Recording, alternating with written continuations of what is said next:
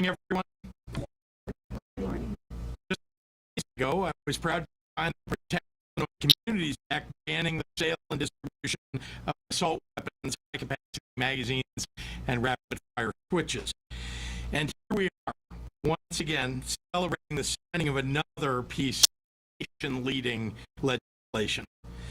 Last summer, when Roe v. Wade was overturned, I promised you that Illinois would take action to protect our people, to remain a beacon of hope, an island of reproductive justice. Since that day, we've seen patients who have been denied their rights in other states coming to Illinois for abortion care.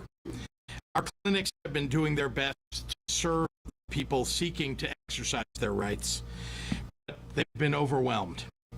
The U.S. Supreme Court has forced women, especially those most marginalized, to flee their home state in search of safe care. Here in Illinois, we know we have an obligation to support and protect reproductive freedom for our residents and those who seek safe haven. And we must protect our doctors and nurses too. The right to reproductive health care has been the law of the land in Illinois and across the nation, really, for 50 years. But pro-choice advocates and elected officials knew the right wing would try to overturn Roe. So here in Illinois, we worked together to protect reproductive rights, and we succeeded when we signed the Reproductive Health Act in 2019. Last year, the Supreme Court's decision created new challenges. So we went back to work, and the General Assembly passed House Bill 4664, a monumental new law that further protects patients and providers who seek and deliver legal and safe reproductive health care in Illinois. To care for our own residents and also meet the needs of patients coming from states, we are expanding our pool of providers and eliminating barriers to access by allowing birth centers to provide all reproductive care, eliminating copays for reproductive health care medication like birth control, abortive medication, and gender-affirming therapies, all while expanding provider capacity by allowing qualified practice registered nurses or physician assistants to perform aspiration abortions, just like 20 others do. Here in Illinois, we know that reproductive care is health care. A medical decision should be made between a patient and their health care provider. No one else. Every single person, regardless of gender, sexuality, race, and economic status, has the right to privacy and bodily autonomy. And when people come to Illinois to exercise those rights, they will be welcomed and protected. That's what this historic bill stands for. And I couldn't be more thankful for the hard work of Senator Selena Villanueva and Representative Kelly Cassidy, who worked around the clock with advocates and stakeholders and the public to get it right. We are only here making this the law of the land because of the steadfast advocacy of hundreds of thousands of Illinoisans, along with stakeholder partners. There are too many organizations to name, but some of them are here with us today, and they deserve a shout out. Thank you to the ACLU, to Brave Space Alliance, to the Abortion Fund, Chicago Abortion Fund, Equality Illinois, Lambda Legal, Midwest Action Project, Personal PAC, and Planned Parenthood. And I'm sure I have left some out. I want them all to know how important their advocacy has been in making this a reality. These groups, along with patients and providers across the state, made it clear that they expected us as public servants to ensure that we would enact the strongest possible protections.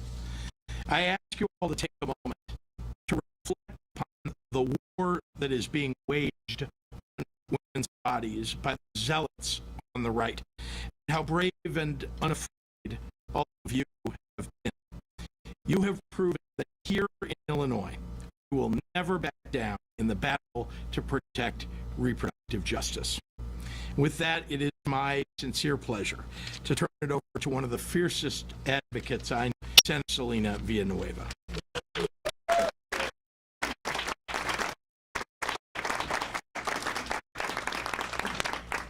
Good morning, everyone. I want to start off with a million and one thank yous to the advocates, a bunch who are standing with us today, who are out in the crowd and who probably are out doing their jobs right now, unable to be here. We thank you all, because coming from that space, that's where my heart resides. I want to thank the governor, the lieutenant governor. I want to thank my sister in so many different fights, Kelly Cassidy, Representative Cassidy, for holding firm. Me a couple more gray hairs, but also, being able to be in this fight together. And I also want to thank Senate President Don Harden, who has been with us here today, and hopefully he has some time to be able to grieve his mother, finally, after a very long lame duck in the inauguration week, to be able to take time to actually spend time with his family. I thank him for his leadership and his support throughout all of this. And there's so many people to thank. I'm going to get into more. This legislation consolidates Illinois as an island that protects reproductive and gender-affirming rights in the Midwest and places our state at the forefront of a nation for granting people freedom to make their life decisions. House Bill 4664 protects reproductive health care patients and providers from out-of-state legal action and wide access to reproductive care. It also protects the licenses of healthcare professionals who provide care that is illegal in the states and prevents us from charging more for care providers on moral grounds. These protections are needed, and as a Latina, in my opinion, from my experience, because half of Latinas of childbearing age in the United States live more in the states that restrict women's reproductive rights. We're trying to protect patients, we're trying to protect providers, and we're trying to protect families with this bill. I want to take it a little personal because I take this fight very, very personal. While other countries like Mexico are legalizing abortion, there are states in this country that are creating refugees, coming to Illinois to seek refuge, to make decisions of their own, to be able to care and access health care helps them. This is no different than some of the other needs that we have as people that are legal in other states right now. But this is a persecution of people trying to live lives and make decisions for themselves. Being an immigrant rights organizer, being a daughter of immigrants who were undocumented when they came to this country, and who were undocumented when they had me in 1985, who were legalized in 1986 because of the Immigration Reform and Control Act. One of the reasons I'm so steadfast on this is because one of the major things that nobody wants to talk about in this fight is the reason why. And that is because there are too many babies being born who look like me in this country, being born to undocumented families coming to this country. If you don't think that trans rights, every other fight is intrinsically tied to reproductive rights, you are wrong. They are all tied together. It's because women like me, who are younger than me, who are having to have babies, and women who are having enough babies. It is because of the fear of people like me being in positions like me to be able to fight for our trans family members in these positions and say their rights matter, their right to live matter. That's what these fights are about. It is about fighting not persecution. It's about fighting oppression and suppression. And it's a fight that I'm going to continue in my life.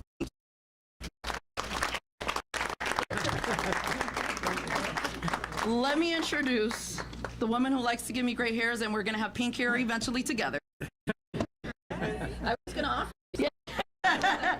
But my sister in so many fights, we did cannabis together. We've done this together. We'll probably do a hell of a lot more together. My sister, Representative Cassidy.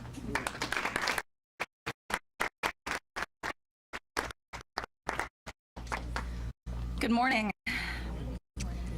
When the Supreme Court learned an important lesson.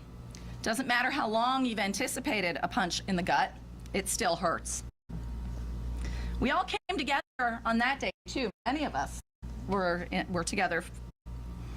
And as we hugged and cried and consoled each other, I thought about the people who dedicate their time and energy to attacking those least able to defend themselves, whether that's enacting bans on reproductive care, attacking the trans community by taking away health care, or simply trying to legislate them out of existence. And I resolved to punch those bullies back even harder. I referred to them as bullies in the debate on the House floor. They didn't like it, but that's exactly what they are. They're punching down. Well, they got a problem.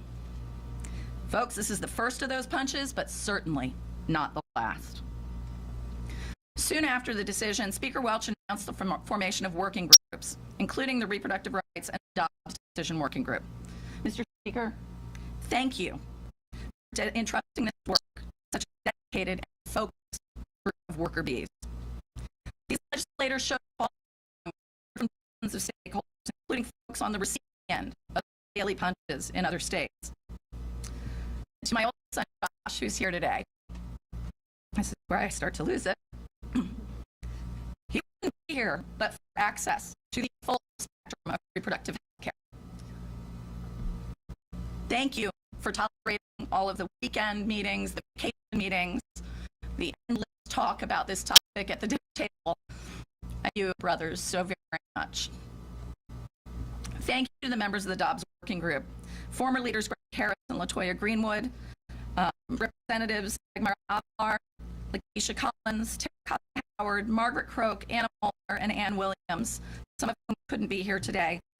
Thank you to our feared ally, my sister, Senator Villanueva. I love you to the end of the earth. Great hairs and all. Amazing support along the way, and the captains of that ship were my incredible chief of staff, Torrance Gardner, and Kendra Piercy from the Speaker's staff, with an able assist from Taylor Howard and Kevin DePasqua. Complex bills like this that go through seemingly endless rounds of revisions well into the night won't happen without the often unnoticed heroes of the Legislative Reference Bureau, and I sure hope Lauren Smith is getting well rest after what we put her through.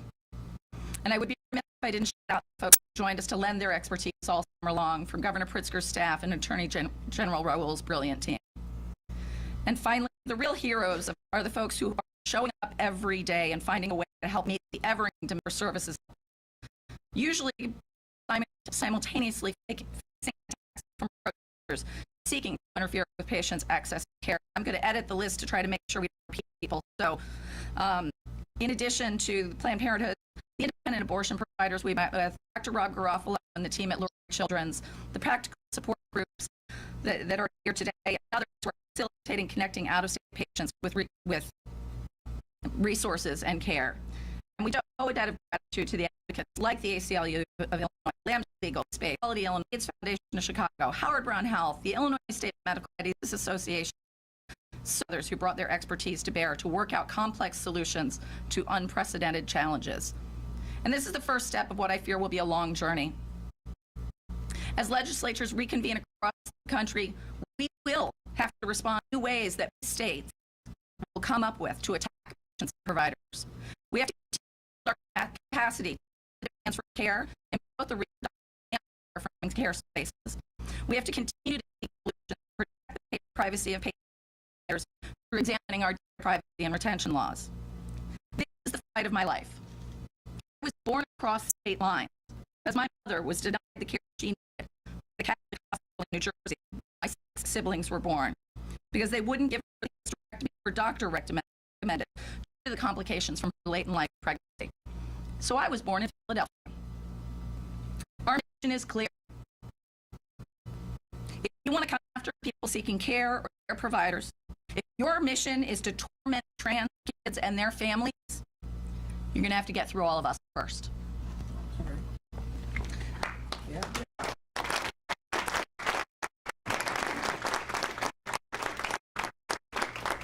And now I want to bring up one of the fierce fighters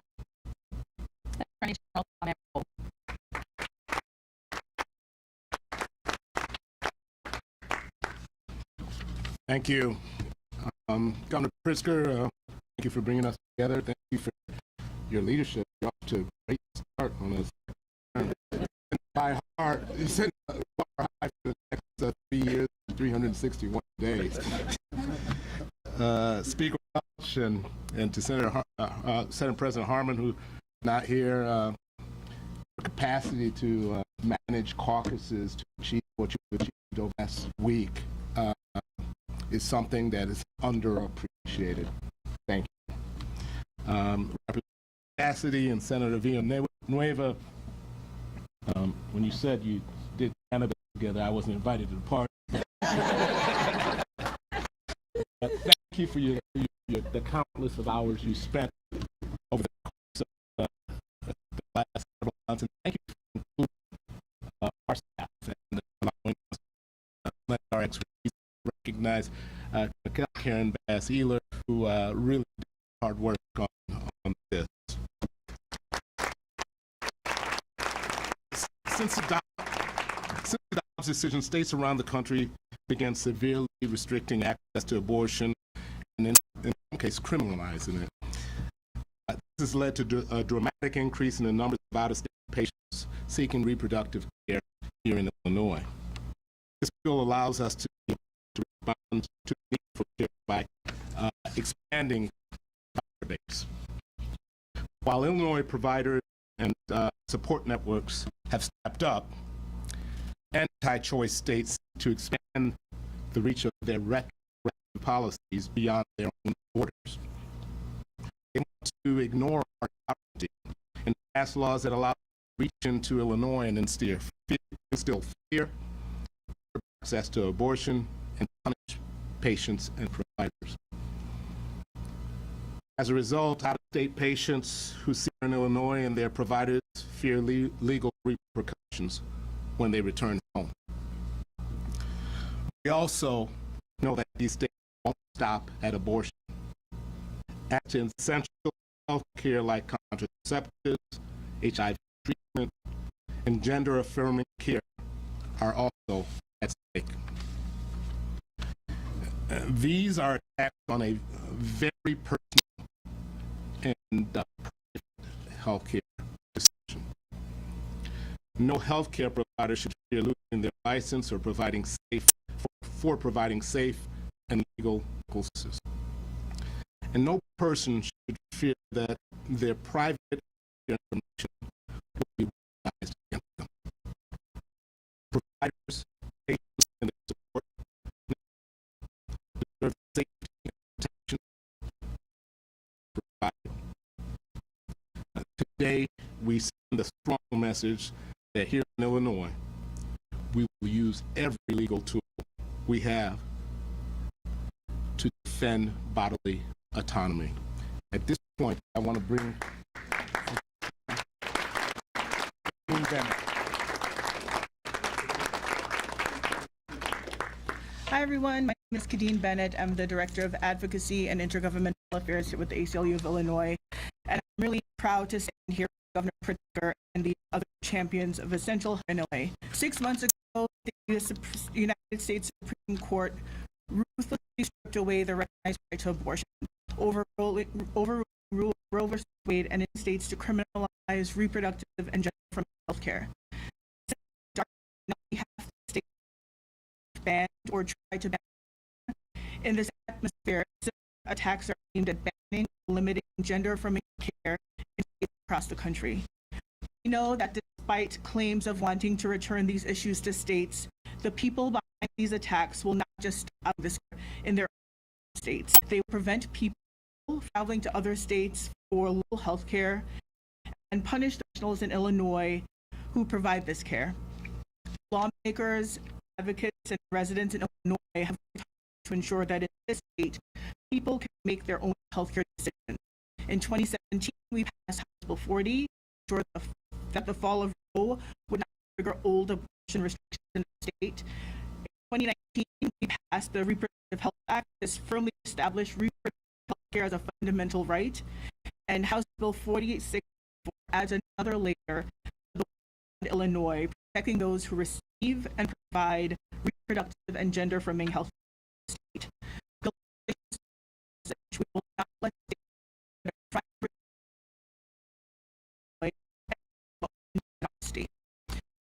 and as Cassidy states, the fight will continue and prepared for that fight.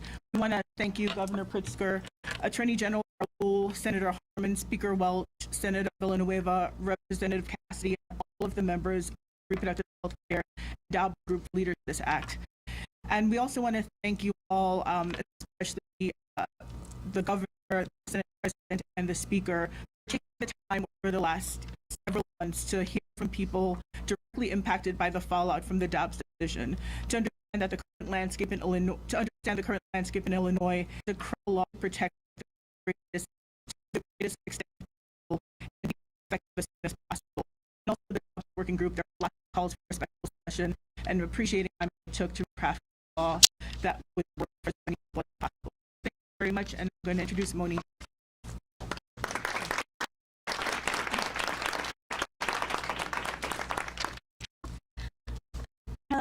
My name is Moni Riasco. My pronouns are she, her, ella, and I'm proud to be the Deputy Director of Equality Illinois, the state's oldest LGBTQ civil rights organization. As a queer Latina, as a mother, my daughter Emma is here with me today, and as a member of the LGBTQ community, I'm honored to be here among champions for reproductive justice, gender justice, and LGBTQ justice. I want to thank Governor Pritzker for his commitment to our communities and to ensuring that Illinois continues to be a beacon of hope for those of us who are targeted by hate, because we choose to live lives of activity, or because we exercise fundamental reproductive rights. We also would not be here today without the fierceness of my friend, Senator Selena Villanueva, as well as the unstoppable Representative Cassidy, and the leadership of President Harman and Speaker Welch and their amazing teams. I am in awe of our on the ground, amazing advocates who keep it real and bring the voices of those directly impacted to the table. It is because of all of our collective efforts that these critical protections are enacted today for providers, patients, and families who are coming to Illinois seeking reproductive and gender-affirming health care from anti-equality and anti-choice states. Native Texan, as a woman, as a queer daughter of immigrants, as a community, I can tell you that attacks are coming in real time and from every direction. It's frightening to see the suppression of our rights in this country, and it's deeply painful that at her age, at Emma's age, I had more rights than she does today in this country, but not here in Illinois. I am thankful to be in Illinois, where we are working together to pull and move this country in the right direction of expanding rights for our communities and fiercely protecting the rights we and our predecessors have won over the decades of fighting. Reproductive rights are LGBTQ rights, and these rights are inextricably linked by substantive due process claims to right to privacy, bodily autonomy, and the liberty to form one's own family. With LGBTQ communities across the country under attack, and particularly against trans youth, this essential legislation will save lives by ensuring meaningful access to gender-affirming and reproductive health care, and by providing important protections to patients, families, and providers. Illinois is a beacon of hope and a refuge for those seeking protections. I am proud to have been part of this formidable team made up of advocates, legislators, and of course the governor, who give us hope for a better today and tomorrow. Thank you. Y gracias a todas las personas presentes por su liderazgo y su apoyo hacia nuestras comunidades LGBTQ, asegurar la protección de salud necesaria para la afirmación de género y por la protección de nuestros derechos reproductivos, incluyendo el acceso al aborto. Muchas gracias. Thank you. And I want to introduce Jennifer Welch.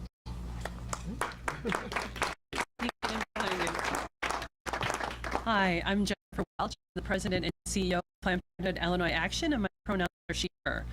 I'm honored to stand with all of these leaders that you've heard from already today. I'm not going to repeat their amazing words. These champions of reproductive and LGBTQ rights are thrilled that Illinois now offers strong protections and providers for reproductive health care and gender-affirming care. Cassidy, Senator Villanueva, and pro-choice champion in the Illinois General Assembly worked tirelessly to pass this legislation protecting the healthcare refugees that my colleagues referred to, who are forced to flee their home states in order to receive abortion and gender-affirming care. Last year, when the Supreme Court took away our freedoms when they overturned Roe, Illinois immediately felt the impact as state after state moved to ban or severely restrict abortion access. Sometimes it looks like a race to the bottom in our neighbor states. And those same states are hostile to the LGBT community, restricting access to gender-affirming care, equality, marriage equality, and many other rights. My colleagues have described how this new law provides much needed protections for patients and providers. So I will end by thanking Governor Pritzker for signing this bill and furthering Illinois as an oasis for care, and for keeping us a leader in the fight for bodily autonomy. So all people should have to make medical decisions that are best for their lives, themselves, and their families. I get to introduce Megan Yahifo, the director of the Chicago Abortion.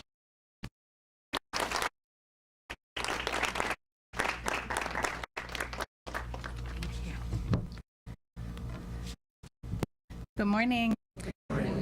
Thank you all. I don't want to cry. That's all right. It's really a great day to be in Illinois. Great to celebrate a win. It feels like a long time coming.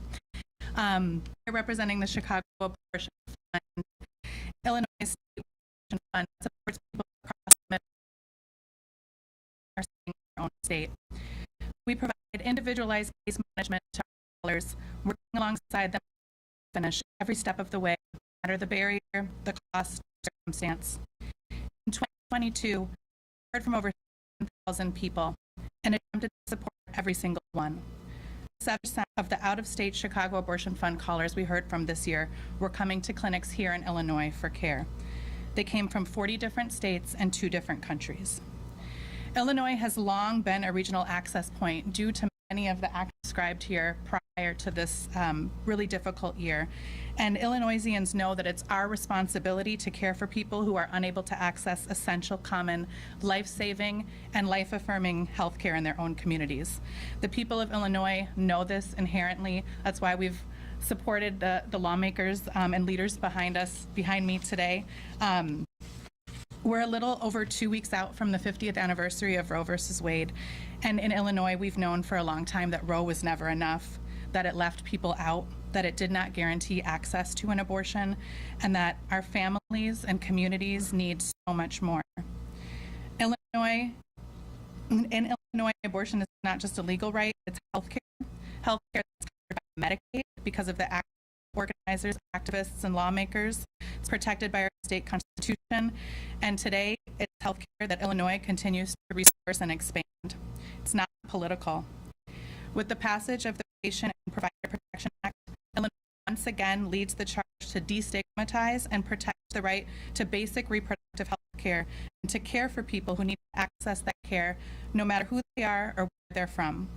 Abortion care, gender-affirming care, assisted reproduction, contraceptive access, PEP and PrEP-S, all health care that should be destigmatized, decriminalized, and accessible to all. That is the commitment this piece of legislation is making to our most vulnerable communities, not just with words, but through tangible actions. Thank you again to all of the bill sponsors, to the governor's office, to Senator Villanueva and Representative Cassidy. We watched you all as a team and you on. Thank you so much to everyone that made sure the voices of people most impacted by this were represented in crafting this legislation. We know it's not over, but we're so grateful to be in Illinois today. Thank you. And Kara Engelhardt.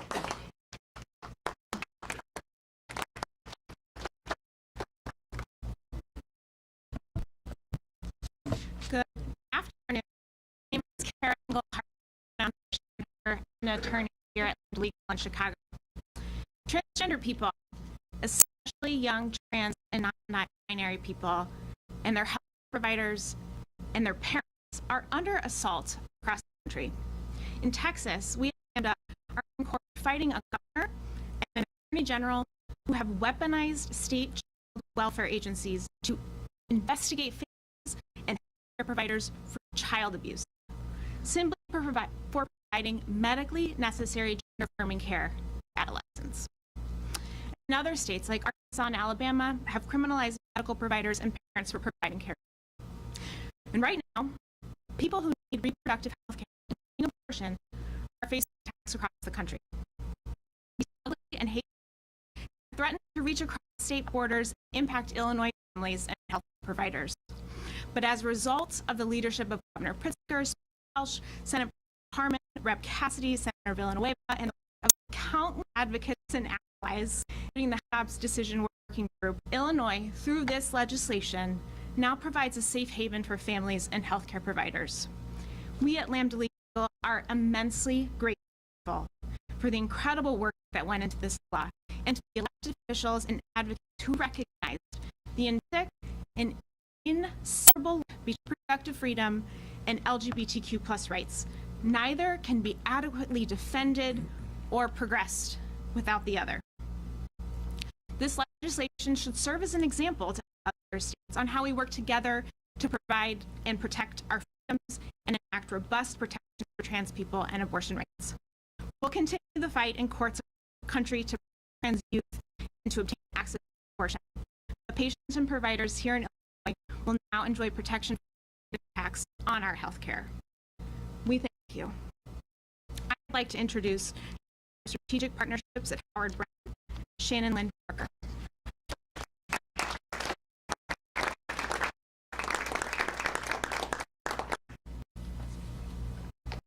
All right, good afternoon, everybody. So I am Shannon Lynn Parker. I am so proud to be the Director of Strategic Partnerships and Affairs for Howard Brown Health. I'm also proud to be the Board President of Brave Space Alliance, as well as a proud board member of Equality Illinois.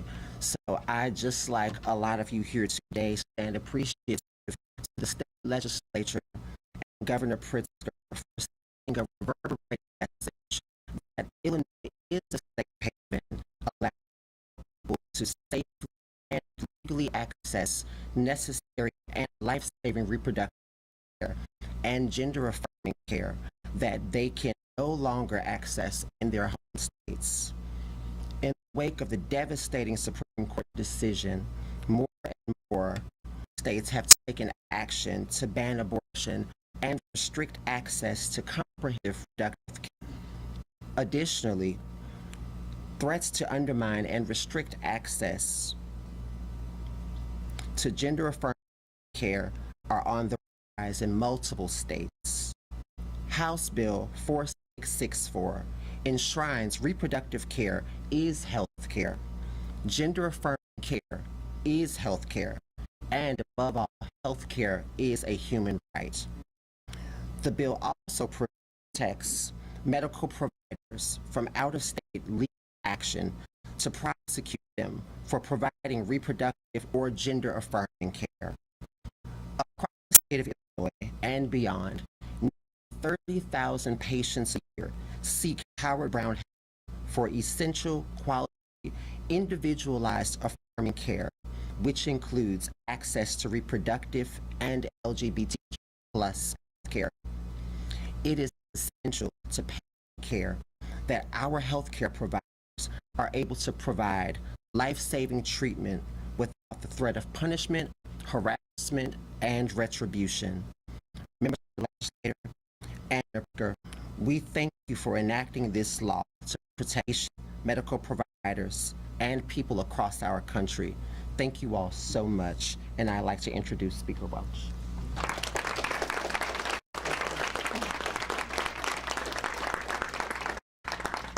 Thank you, Shannon. Good everyone. Welch. Of Jennifer Welch. You know, my cousin. It's truly an honor and a privilege here with my friend in the fight, Governor J.B. Pritzker and Lieutenant Governor John Stratton, and all these warriors standing here. About 6 months ago, I stood here alongside them.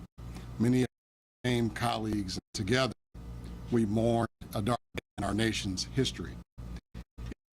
Here in Illinois that we had prepared for, but we certainly hope we would overcome. It was a day that the extremist Supreme Court that half Americans didn't have autonomy, and they didn't get to make deeply personal medical decisions. Government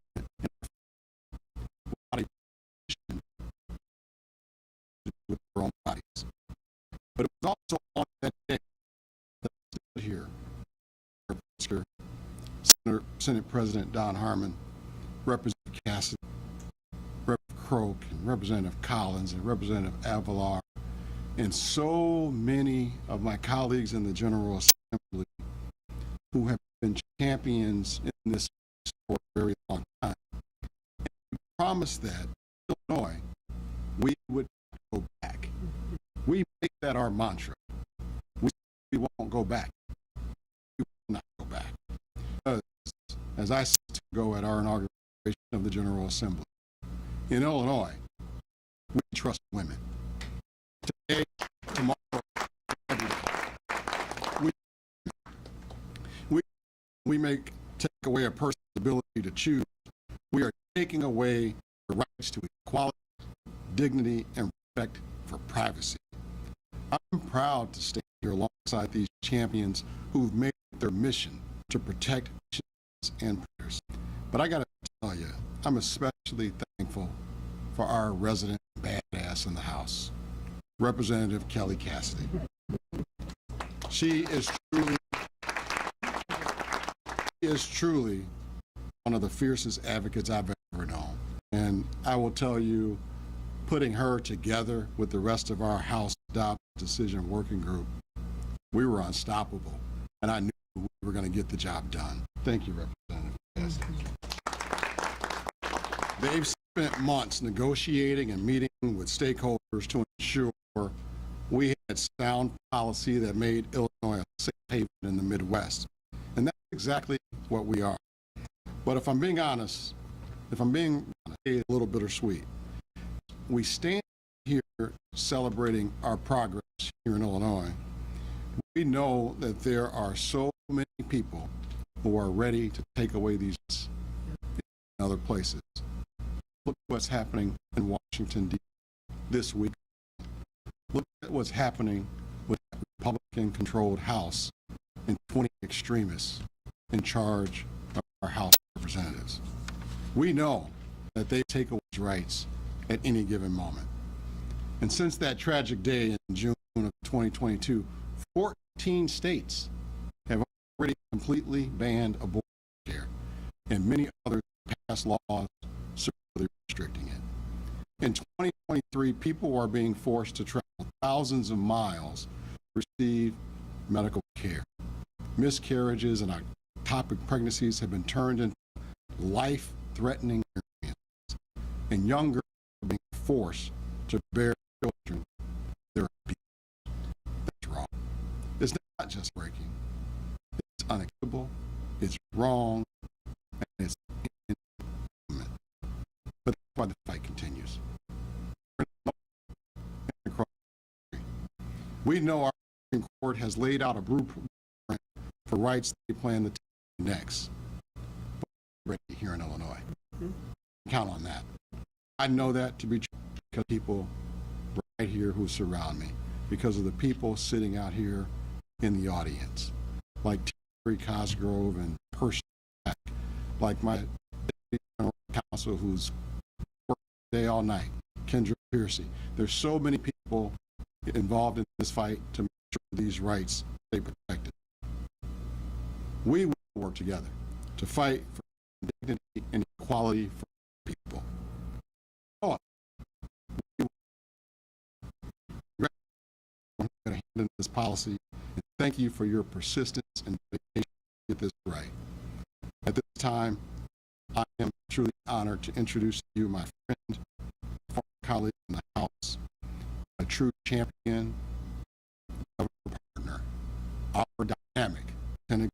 Please welcome champion equity and justice, Lieutenant Governor Juliana Stroud.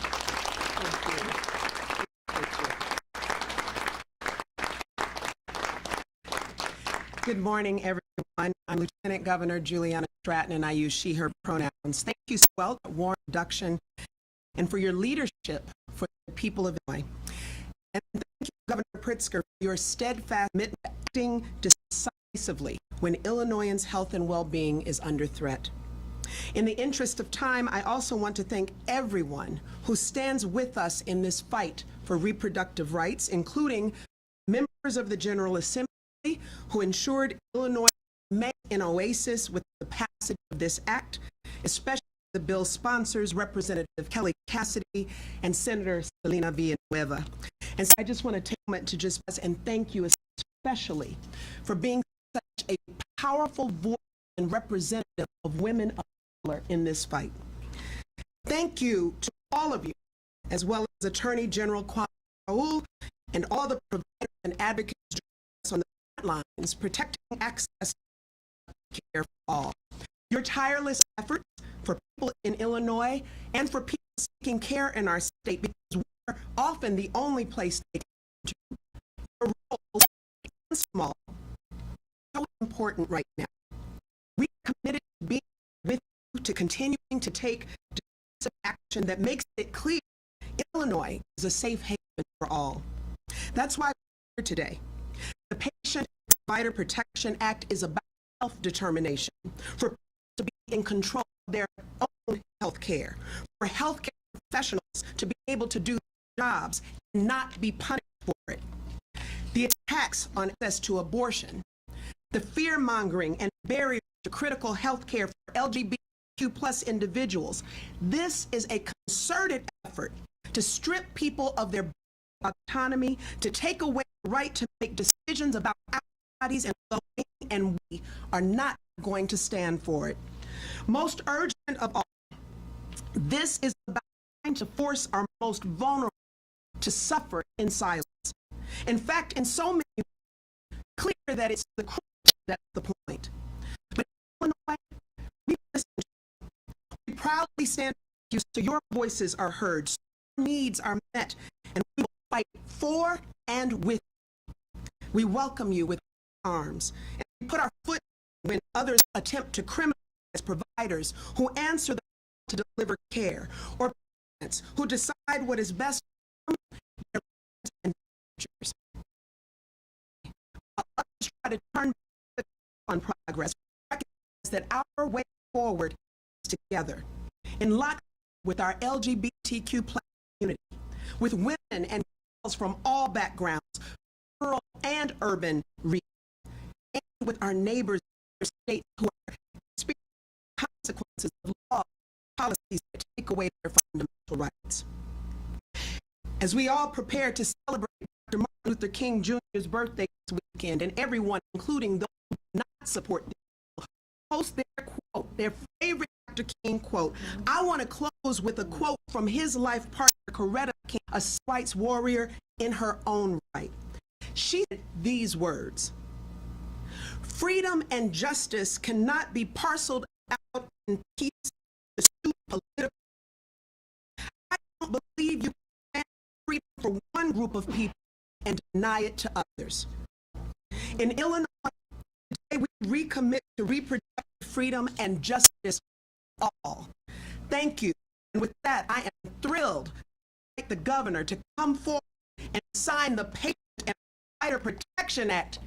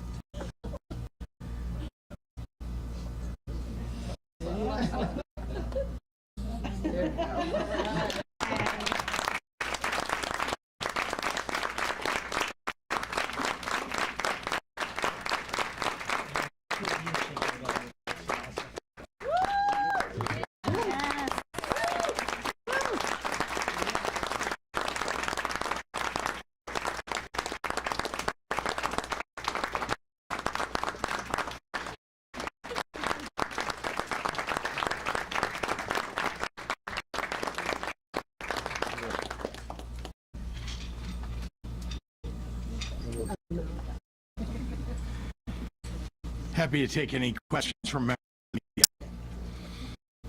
the media. Yes, sir.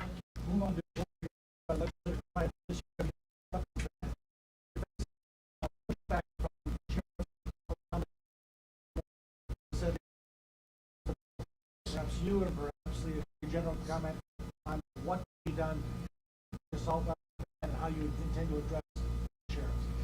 Well, let's be clear. No office to enforce the laws of the state of Illinois, and they will do so. People need to register their existing weapons. We've outlawed the purchase, sale of these assault weapons, and it's up to individuals who own weapons today to come forward. They have file paper with the state police. That's not something that requires the intervention of a sheriff, for example. And I think that they're doing it as a matter of political grandstanding. They hope to delay long enough to have this run through the court system. I'm confident that this is a constitutional law that we've signed into existence, and they'll find that out once it's through the process. But again, these are folks who are entrusted by the public to enforce the law. They don't get to choose which laws they enforce. They must enforce what we put into the code. The General Assembly signed by the governor. They will do so. Happy to, General, if you have another comment. Well, first of all, ditto.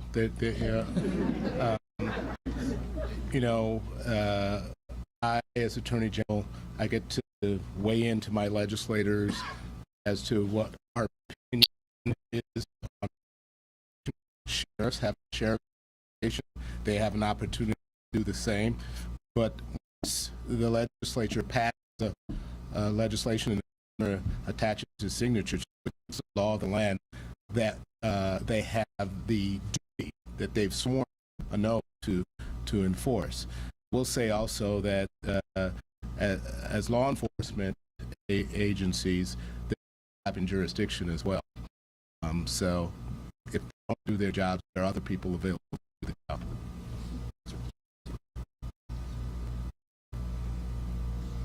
One more. Yes, sir. We go to Davos for the conference there. What do you plan to do to help the people in Illinois? Well, I want to promote the state of Illinois.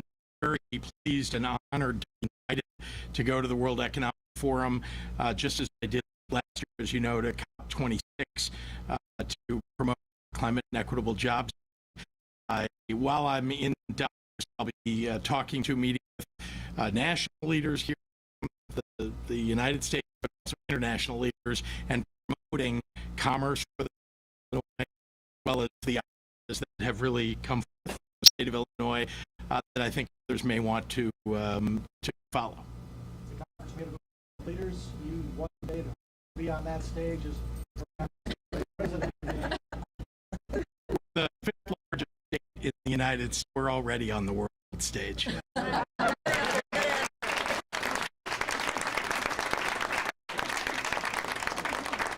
right, thank you, everyone. Thank you. That was the best answer.